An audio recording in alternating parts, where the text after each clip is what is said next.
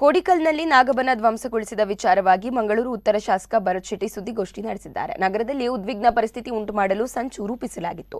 ಸರಿಯಾದ ಸಮಯಕ್ಕೆ ಪೊಲೀಸರು ಆರೋಪಿಗಳನ್ನ ಬಂಧಿಸಿದ್ದಾರೆ. ಆರೋಪಿಗಳನ್ನ ಬಂಧಿಸಿದ್ದಕ್ಕೆ ಪೊಲೀಸ್ ಇಲಾಖೆಗೆ ಧನ್ಯವಾದ. ಜಿಲ್ಲೆಯಲ್ಲಿ ಕಾನೂನು ಸುವ್ಯವಸ್ಥೆಗೆ ಹಿಂದೂ ಸಮಾಜ ಗೌರವ ನೀಡಿದೆ ಎಂದಿದ್ದಾರೆ.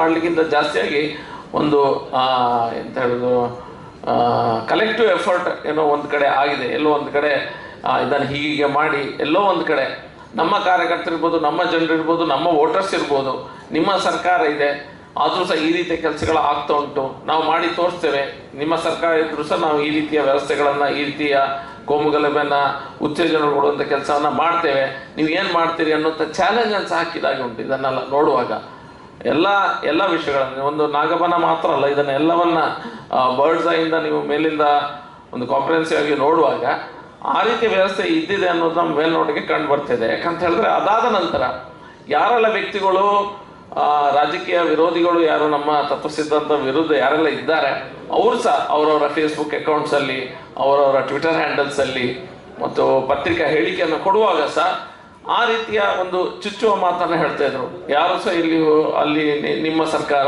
ನಿಮ್ಮವರು ಇದ್ದಾರೆ, ನೀವೇನು ಮಾಡ್ತೀರಿ, ಆ ರೀತಿ ಒಂದು ಎಲ್ಲೋ ಒಂದು ಕಡೆ ಅವರು ಅದನ್ನು ಒಂದು ಪರಿಸ್ಥಿತಿಯನ್ನು ಬಿಗಡಾಯಿಸುವ ಪ್ರಯತ್ನವನ್ನು ಮಾಡಿದ್ದು ನಮಗೆ ಸೋಷಿಯಲ್ ಮೀಡಿಯಾದಲ್ಲಿ ಅವರ ರಿಯಾಕ್ಷನ್ಸನ್ನು ನೋಡುವಾಗ ಕಂಡು ಬರ್ತಾ ಇತ್ತು. ಒಬ್ಬರು ಯಾರೋ ಅದರಲ್ಲಿ ಹಾಕಿದ್ರು, ಯಾರೋ ಒಬ್ಬರು ಅಲ್ಲಿ ಪ್ರಚೋದನಕಾರಿ ಭಾಷಣ ಮಾಡೋದಕ್ಕಾಗಿ ಈ ರೀತಿಯ ವ್ಯವಸ್ಥೆಗಳು ಆಗ್ತಾ ಇದೆ ಅಂತ.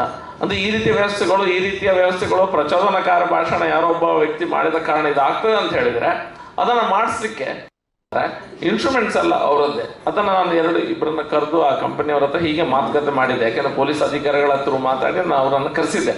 ಆದರೆ ನಿಮ್ಮ ಮಾಧ್ಯಮದವರ ಮೂಲಕ ನಾನು ಹೇಳಲಿಕ್ಕೆ ಬಯಸೋದು ಏನಂತ ಹೇಳಿದ್ರೆ, ಸಂಯಮ ಎನ್ನುವುದಂತಲ್ಲ, ಅದು ನಮ್ಮ ದುರ್ಬಲತೆ ಅಲ್ಲ. ಸಂಯಮ ಎನ್ನುವುದು ನಮ್ಮ ದುರ್ಬಲತೆ ಅಲ್ಲ, ಅದು ನಮ್ಮ ಒಳ್ಳೆ ಗುಣ. ಆದರೆ ಎಲ್ಲದಕ್ಕೂ ಒಂದು ಮಿತಿ ಇರ್ತದೆ, ಸಂಯಮಕ್ಕೆ ಸಹ ಮಿತಿ ಇರ್ತದೆ. ಹಾಗಾಗಿ ಎಲ್ಲರೂ ಸಹ ಆ ದೃಷ್ಟಿಗೆ ಒಂದು ಸ್ವಲ್ಪ ನೋಡಬೇಕು ಈ ವಿಷಯಗಳನ್ನು. ಒಂದು ಕಡೆ ಇದನ್ನು ಸಂಯಮನ ಮೀರದಂಥ ರೀತಿಯಲ್ಲಿ ವರ್ತಿಸಿದರೆ ಒಂದು ಶಾಂತಿಯುತವಾಗಿ ಇರಲಿಕ್ಕೆ ಸಾಧ್ಯ. ಮತ್ತು ಅದನ್ನು ಒಂದು ಎಕ್ಸ್ಟೆನ್ಷನ್ ತಪ್ಪಿದ ಮೇಲೆ ರಾಜಕೀಯ ಬಹಳ ದೊಡ್ಡದಾದ ಮುಖ್ಯವಾದ ವಿಷಯ ಅಲ್ಲ.